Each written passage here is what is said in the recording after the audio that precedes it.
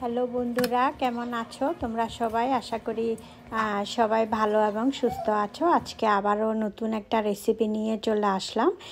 আজকে আমি যেই রেসিপিটা করব তার জন্য আমার হলুদ লেবু লাগবে। প্রায় আমি এখানে 12টার মতো লেবু নিয়ে নিয়েছি, 2টা গাজর নিয়ে নিয়েছি, মরিচ এখানে বোম্বাই মরিচ, কাঁচা মরিচ নিয়ে নিয়েছি, আর এখানে তেঁতুল দিয়েছি আমি ছোট এক টুকরা, এটা রেডি করা তেঁতুল। এখানে রসুন নিয়ে নিয়েছি আমি প্রায় 6টা থেকে 7টা রসুন আছে এখানে।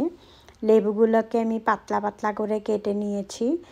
এখানে গাজর দিয়েছি আমি কিউব কিউব করে কেটে, প্রায় বড় বড় 2টা। এখানে আমার শুকনা মরিচ লাগবে, সরিষার তেল লাগবে, ভিনেগার লাগবে। এখানে আমি একটা বড় প্যানের মধ্যে প্রায় আধা কাপের মতো তেল দিয়ে দিয়েছি। তেলটা গরম হওয়ার পরে আমি 5 ফোড়ন দিয়ে দিলাম প্রায় 5 টেবিল চামচের মতো।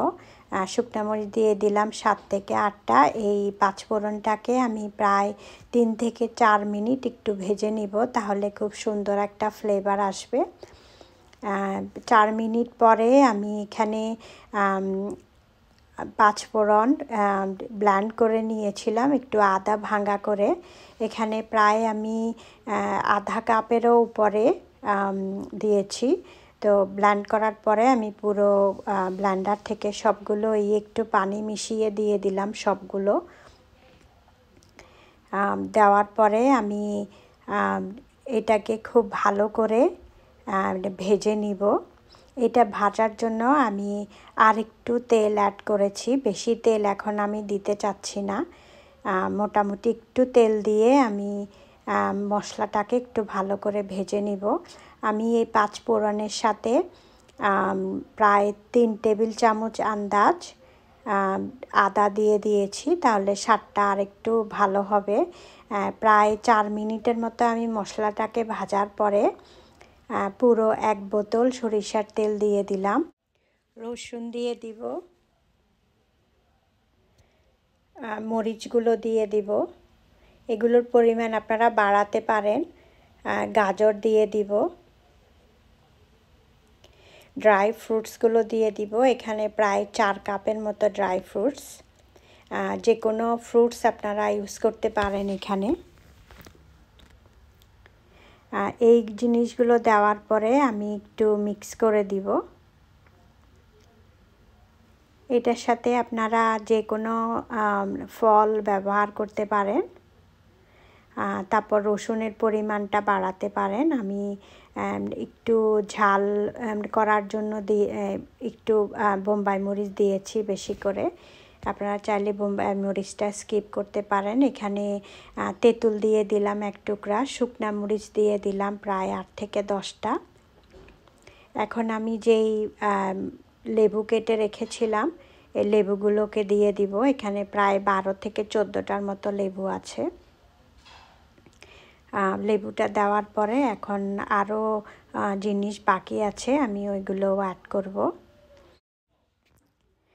লেবুটা দেওয়ার পরে আমি এখন এখানে ভিনেগার অ্যাড করব, প্রায় 1 কাপের মতো ভিনেগার দিয়ে দিব। এখানে আমি সাদা ভিনেগারটা আপনার আচারের স্বাদও বাড়াবে, আবার আচার ভালোও রাখবে। চিনি দিয়ে দিব 1 কাপ, এটা ঝাল মিষ্টি টক হবে। লবণ দিয়ে দিলাম আমি প্রায় 3 থেকে 4 টেবিল চামচ আন্দাজ। এখন আমি সবগুলো উপকরণ একসাথে ভালো করে মিক্স করে ফোটার জন্য অপেক্ষা করব। এটা হতে প্রায় 10 থেকে 15 মিনিট ফুটানো লেগেছে, কারণ আমার এই লেবুর যে পানিটা বের হয়েছে পানিটা কিন্তু শুকানোর জন্য সময় দিতে হবে। এভাবে আপনার ফুটে উঠলেই কিন্তু হয়ে যাবে না, পানিটা শুকানোর পরে তেল উঠে আসবে। আমি আজকে তেলটা একটু বেশি করে দিয়েছি, আপনারা দেখতে পাবেন আস্তে আস্তে আচারের চেহারাটা চেঞ্জ হতে থাকবে। প্রায় 10 মিনিট পরে দেখেন আচারটা একদম খুব সুন্দরভাবে সেট হয়ে গেছে, পানিটা অলমোস্ট টেনে গেছে। আমি এখন এখানে ছোট একটা প্যানের মধ্যে প্রায় পরিমাণ মতো আধা কাপের মতো নিয়েছি পাঁচফোড়ন। আমি 3 থেকে 4 মিনিট একটু ভেজে নিয়েছি। এটাকে আমি এখন ব্লেন্ডারে দিয়ে ব্লেন্ড করে নিব। এভাবে যদি আপনার পাঁচফোড়ন ভেজে দেওয়া যায় আচারটা আরও বেশি ভালো হয়।